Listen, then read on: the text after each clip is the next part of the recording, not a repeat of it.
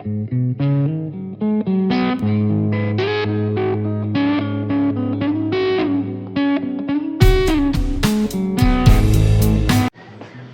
and welcome back to the Drop and Floats podcast. I'm Mark. First things first, I really want to thank the community. We've only been doing these videos for a couple weeks now and we've quadrupled our subscribers. The views are trickling in daily, which is just absolutely awesome. It gives us motivation to continue doing these videos and to cover new information to help you and myself to become better fishermen. So a big thank you goes out to our community. Thanks again. On today's Tackle Talk, I would like to go over one thing I feel that is very important to center pinning. It's probably the most important thing to get right when you're starting out. It's going to be your float and your shot pattern. And you can have the perfect bait, and if your float and shot pattern isn't set up correctly, you're not going to catch fish. Where on the flip side, maybe if you're not running the best bait or fly, but you're giving it a real great piece of presentation because your float and your shot is dialed in perfectly, chances are you're going to catch fish. And that's the main objective of any kind of fishing method you want to do. Spinners, fly fishing, center pin, you know, you want to catch fish. That's the main goal. So with that said, I rigged up a basic little float example. You know, I'm a big fan of these Raven floats. They're a fixed float. I'll get in here close so you can see how they attach. They attach with a little bit of silicone tube on each end. And where I think this gives you a huge advantage is if you're out on the river, fishing one spot, it's dialed in really good, and then you move to another section of the river, maybe the conditions are different, it's a little shallower, it's a little deeper. You can slip this float out, go to a different float that's more dialed for that kind of water. Maybe you go to a real shallow spot on the river and you want to fish it. You can switch to a shallow float. This float is a Raven float. It's a fast shallow 5 gram. So fast shallow means the river conditions are fast and shallow. So you'd switch to this. Quick, easy, change it out, put it in, you're ready to go, you're fishing. You might have to pop on a little bit of shot or take some shot off. But you know, a matter of a few seconds, you're fishing completely different style of water with essentially your exact same setup, which is a huge advantage versus using like a popular inline float where you're gonna have to pretty much re-rig. Okay, going back to my example, here it is. You can see the shot pattern. Get up really close to the camera so we can see it. This is what I would call pretty much a standard shot pattern. The shot's spaced pretty evenly apart, you know, all the way down the shot pattern. Your heaviest shot will always go at the top, and if you're tapering down to smaller shot as you go, that will be on the bottom. And also with the advantage of this versus one big giant weight, if I go and I want to change depth to try to get into the strike zone, all I have to do is pull that up and then spread my shot out over the pull. You know, so now I've changed. I'm fishing different in the water table, hopefully getting into the strike zone of the fish, because sometimes you can't get them to rise and come up. But if you put that fly or bait right in front of their face, chances are they're going to bite. So now look at that. All of a sudden, I'm fishing 6 inches deeper. Work the same thing.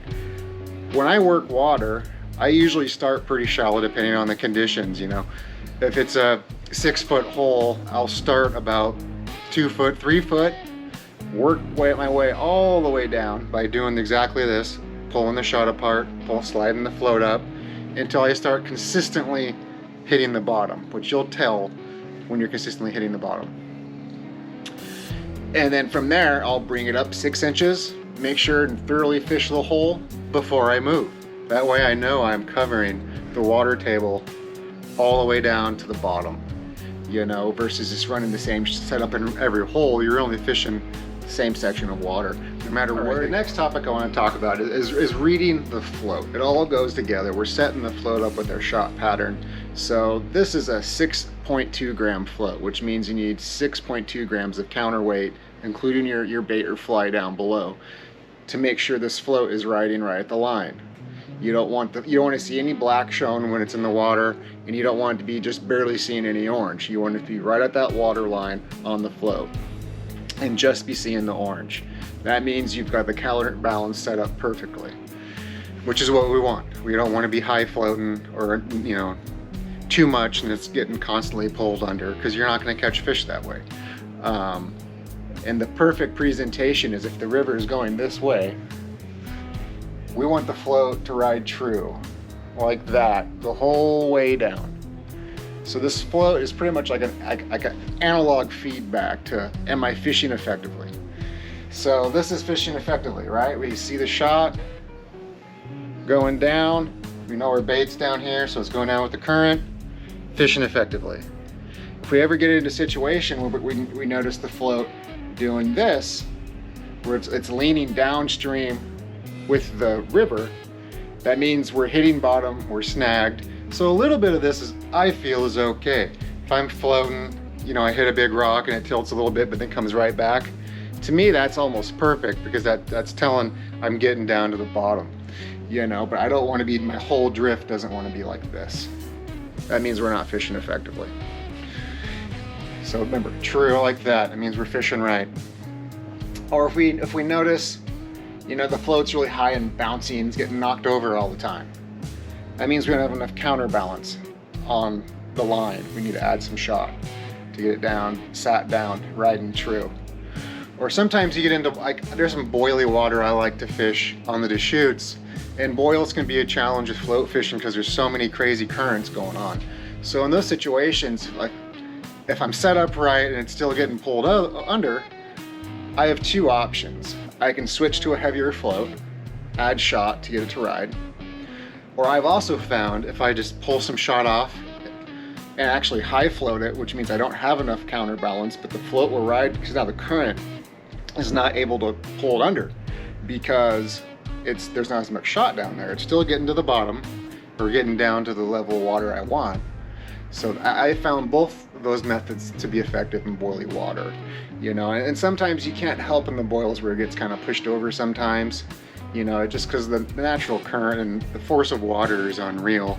And again, if I find that's happening a lot, chances are I just switch to a bigger, stouter float, put a little bit of shot on, fish that section. Okay, the next thing I want to cover is the shot, like how to put the shot on. People are always afraid of crimping their shot onto the main line, like it's gonna cause a problem. People have been crimping shot on the fishing line for decades, no matter how you fish. But there is like a little trick. You don't want to crimp your shot on so tight that you can't easily move it up and down the line. So you just want to put a little bit of pressure on it so it holds. Then I'll usually fish, and if the water I'm at, and if I notice the current is actually moving the shot, then I'll come back and just put a little bit more pressure on that shot to crimp it down to make sure it stays where I want it. But you want to be able to easily pull the shot around on the line. If you can't do that, you're crimping it on too tight, you know. So just a little bit of pressure to get it to hold, because you'll be doing this a lot when you're adjusting and you're fishing. You're going from different styles of water, so you want to be able to do this quick. You don't want to be wasting time, you know, oh, it's too tight, I gotta, you know, cut it off or whatever, pinch it off. I don't use eared shot, I use the regular round shot, so it can be kind of a pain to get them off sometimes. But that's just, don't crimp your shot on too tight. It's pretty easy to do, but it's also definitely a trick that I've learned over the years that I've been fishing this way. Okay, so far today we've covered setting up the float and the shot pattern. So we might as well go ahead and finish off the setup on how I finish off my setups. So we got the float, we go to our shot pattern, and then from this lower swivel, that's when we get into our fluorocarbon and our flies and our bait. What I like to do, I usually step it down a pound or two on my fluorocarbon from my main line. Kind of a rule of thumb, and then from there, you know, I usually always run 2 flies or 2 nymphs. You can see there.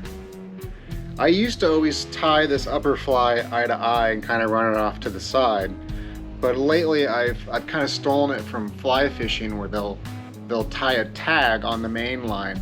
Admittedly, I'm not the greatest at knots, so I just use a micro swivel. I'll get it close here so you can see. So I have a swivel in there, and then I tie the tag off the swivel, And I'm using really big flies right now, so they show up on camera. And then from there, I got another 12 inches or so to the next fly. And when this is floating in the water, it looks kind of funny out of the water, just kind of dangling all over the place. But when it's going down the river with the current is going to pull this upper fly away. So you're going to get a presentation kind of like this, which is going to look much more natural than just having it up eye to eye off to the side. So I have kind of stolen that from, it's a common practice in fly fishing, probably not as common in, I guess, gear fishing. I'm not really sure where centerpin falls in fly fishing, gear fishing. I use flies the majority of the time. The reel has more in common with a fly reel than it does a traditional spinning or bait caster. Yet the rods look like a traditional spinning rod. So I don't know, it's an oddball. It's not that common out here. It's a fun way to do it. I recommend anyone to get into it.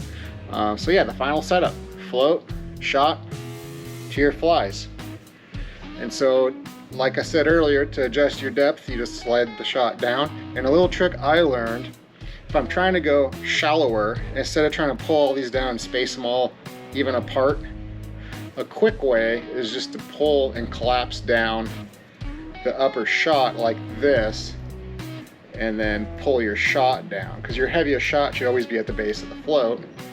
And I just adjusted my depth very quickly versus trying to adjust all these down. All right, I think that's going to be a wrap. I think we covered everything we wanted to go over. If you have any kind of questions about any of this float fishing, centerpin fishing, you know, hit us up in the comments. You know, I'll do my best to get back, you know, as soon as I can. And don't forget to like and subscribe. You know, this is a new channel, and each new like and subscribe gives us that much more motivation to keep doing videos. Also, if you want to purchase any of this, I have the majority of it in my eBay store. I'll put a link in the description of the video. I usually put that link in all my videos as a reference, so if you guys want to find this stuff, you have an avenue to do it. It almost always ships same day. My hardware store where this is located is right across the street from USPS, so it goes out within hours in most cases. And also, as a good reference, if you're thinking about getting into centerpin, of course, ask me questions. I also highly recommend this guide. It's put out by Raven Tackle. They're out of Canada. It really goes over a lot of basic information. You know, of course, they're trying to get you to buy their stuff because they wrote the book. But it's a great reference on, you know, shot patterns like we went over today. You know, there's like a whole in-depth kind of science to shot patterns. You know, tapered shot, accelerated shot. But if you think you want to get into it, you can get this book in my eBay store. It's like 10 bucks, you know, a couple dollars to ship it. And it's a quick, easy read. It's not 100 pages, you know, it's a small little guide, easy to read. And it'll kind of give you a good basic groundwork to get into centerpin fishing. And a lot of tactics with centerpin you can apply with a float rod and a standard reel. It doesn't have to be a centerpin reel. But again, thanks again for the views. Don't forget to like and subscribe. Thank you.